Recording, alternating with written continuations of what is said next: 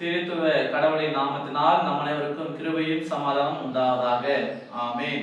இந்த தியான வேலையில உங்களை கடவுள் ஆசீர்வதிப்பாராக. சிறு பிள்ளை பயம் அறியாது என்று சொல்லி ஒரு பழமொழி சொல்லுவாங்க. சிறு பிள்ளைங்க பயத்தை அறிய மாட்டாங்க, எதை வேண்டும்னாலும் செய்திருவாங்க, அதை யோசிக்க மாட்டாங்க. சில நேரத்துல நெருப்பு சுடும் என்று சொன்னா கூட என்ன பண்ணுவாங்க, அதை பற்றி யோசிக்காம அதை காதுல வாங்கிக்காம சில நேரத்துல அந்த நெருப்பை தொடுகிற நிலைகள் கூட வரும். அப்ப இது சிறு பிள்ளைகள் மட்டும் செய்யறதுல பெரியவர்கள் கூட மூத்தவர்கள் கூட என்ன பண்றாங்க, அப்படிதான் செய்யறாங்க. எதை செய்யக்கூடாதோ அதை தான் முதலாவது செய்ய நினைப்பார்கள். எதை செய்தால் தீமையாக முடியும், என்ன பண்ணினால் நஷ்டமாக மாறும் சொல்லி தெரியும், அறிந்து கொள்வாங்க. ஆனாலும் கூட அதைதான் செய்வாங்க, அறிந்தே செய்வாங்க. அப்ப சிறியவர்கள் மட்டும் இல்ல, பெரியவர்கள் என்ன பண்றாங்க, அதை அறிந்தே செய்கிற நிலைகள் இன்றைக்கு கூட அதிகமாகவே இருக்கிறது.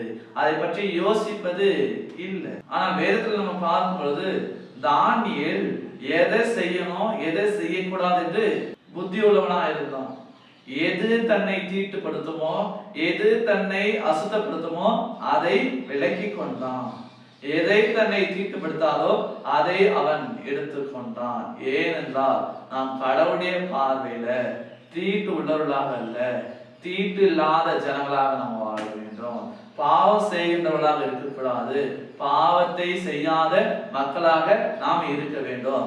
ஆனால் இன்றைக்கு அநேகர் எப்படி இருக்கிறாங்க, எது செய்யணுமோ எது தீட்டோ எது பாவமோ அதையே செய்ய துணிகரமாக போறாங்க, அதை பற்றி யோசிக்காம போறாங்க, கடவுள் பயம் இல்லாம போறாங்க. ஆனா பேரளவுல நான் கடவுள் தான் பயந்துருக்கிறேன், கடவுள் பார்க்கிறாரு, கடவுள் தான் நடத்துறாரு சொல்லிட்டு அந்த பெயரளவுல பொய்யாக பொய் உரைக்கிறாங்க. இந்த நிலைகள் எல்லாமே மாற வேண்டும். ஏன் என்று பார்க்கும் பொழுது வேதத்துல நம்ம பார்க்கிறோம். தானியேல் 1ஆம் அதிகாரம் 8வது வசனம் இப்படியாக சொல்கிறது, ராஜ போஜனத்தினாலும் ராஜா பானம் பண்ணும் திராட்சை ரசத்தினாலும் தான் தன்னை தீட்டுப்படுத்தல் ஆகாது என்று தானியேல் தன் இருதயத்தில் தீர்மானம் பண்ணிக்கொண்டு தான் தன்னை தீட்டுப்படுத்தி கொள்ளாதிருக்கும்படி அவன் அரண்மனை அன்னகருக்கு தலைவனை வேண்டிக் கொண்டான். ஆம் எனக்கு அன்பானவர்களே, ராஜ போஜனமோ ராஜ பானம் பண்ணும் பானமோ எதுவும் தன்னை தீட்டுப்படுத்தக்கூடாது, எதிலையும் நாம பாவம் செய்யக்கூடாது என்று அந்த தானியேல் தனக்குள்ளாக சிந்தித்துக் கொண்டான், தனக்குள்ளாக தீர்மானித்துக் கொண்டான், தனக்குள்ளாக யோசனை செய்து கொண்டான். அப்ப அவன் என்ன பண்றான், அந்த போஜனத்தை கொடுக்கிற அந்த அன்னகருக்கு தலைவனை கூட வேண்டிக் கொள்றான். எனக்கு இதெல்லாம் சாப்பிட்டா எனக்கு தீட்டாயிடும், இது பாவம், கடவுளுடைய பார்வையில் அருவருப்பு, எனக்கு இதெல்லாம் எனக்கு வேண்டாம் என்று சொல்லி அந்த இடத்துல பண்றான், அவன் வேண்டிக் கொள்கிறான். இன்னைக்கு நாமளா தான் என்ன பண்ணுவோம், ராஜ விருந்து சுகபோக விருந்து எது எப்படி இருந்தா என்ன, நாம் பெருமைக்காக பேருக்காக எதனாலும் செய்யலாம் என்ற அந்த சிந்தனையில நாம் இருக்கிறோம். மனம் மாறுவோம், கடவுளை நோக்கி நாம் பார்ப்போம். கடவுள் விரும்பாத கடவுளுக்கு அருவருப்பான எல்லா காரியங்களை விட்டு நாம் விரும்புவோம், எல்லா காரியங்களை விட்டு நம்ம தூரமாக நம்ம போவோம், கடவுளுக்கு ஏற்ற வாழ்க்கையை வாழுவோம். நம்மை நாமே அசுத்தப்படுத்தி கொள்ளாம, நம்மை நாமே தீட்டுப்படுத்தி கொள்ளாம, நம்மை நாமே பாவத்துக்குள்ளாக தள்ளி கொள்ளாம கிறிஸ்துவுக்குள்ளாக நாம் பரிசுத்தமாய் வாழ வேண்டும். நம்ம பலத்தினால நம்ம சக்தியினால தீட்டுப்படுத்தாம இருக்க முடியும், பாவம் செய்யாம இருக்க முடியும் என்று சொல்லி நம்ம யோசிக்கிற மாதிரி முடியாது, மனிதனால இருக்க முடியாது.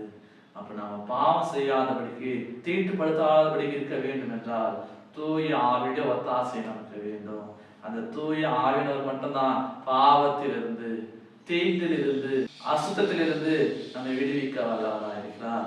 அவரிடத்துல நம்மை நாமே ஒப்படைக்க வேண்டும், அவருக்குள்ளாக நம்ம வாழ வேண்டும், அவருடைய வார்த்தையை தியானிக்க வேண்டும், அவருடைய வார்த்தையில நாம் எடுத்திருக்க வேண்டும். எப்பொழுதும் நாம் செபித்து விட்டு நம்முடைய காரியங்களை செய்ய வேண்டும், ஜெபத்துல அவரிடத்துல எல்லாம் நம்ம ஒப்படைக்க வேண்டும். அப்பொழுதுதான் நாம் செய்கிற எல்லாமே நன்றாக இருக்கும். அப்பொழுதுதான் பாவத்திலிருந்து தீட்டிலிருந்து அசுத்தத்திலிருந்து பிசாசின் கிரியிலிருந்து நம்மை பாதுகாத்துக் கொள்ள முடியும். அது தூய ஆவினால் மட்டுமே முடியும். ஆமென். கண்பாங்களே, இனி வரக்கூடிய காலத்துல நாம நம்மை அவர்களை ஒப்பு கொடுப்போம், அவருக்குள்ளாக பரிசுத்தமான வாழ்வை வாழுவோம், அவருடைய நாமத்தை மேம்படுத்துவோம். ஜெபிக்கிறோம். இப்படிப்பட்ட ஒரு வாழ்வில் வாழ தூய ஆவியானவர் நம்மை ஆசீர்வதிப்பாராக. ஆமென். எல்லா புத்திக்கும் மேலான தெய்வீக சமாதானம் உங்கள் இருதயங்களையும் சிந்தனைகளையும் கிறிஸ்து இயேசுவுக்குள் காத்துக் கொள்வாராக. ஆமென். யாவர் கண்களை மூடி நாம் ஜெபிப்போம். சர்வத்திற்கும் வல்ல நித்திய கடவுளே, இந்த சந்தோஷமான தியான வேலைக்காக நாங்கள் நன்றி படைக்கிறோம்.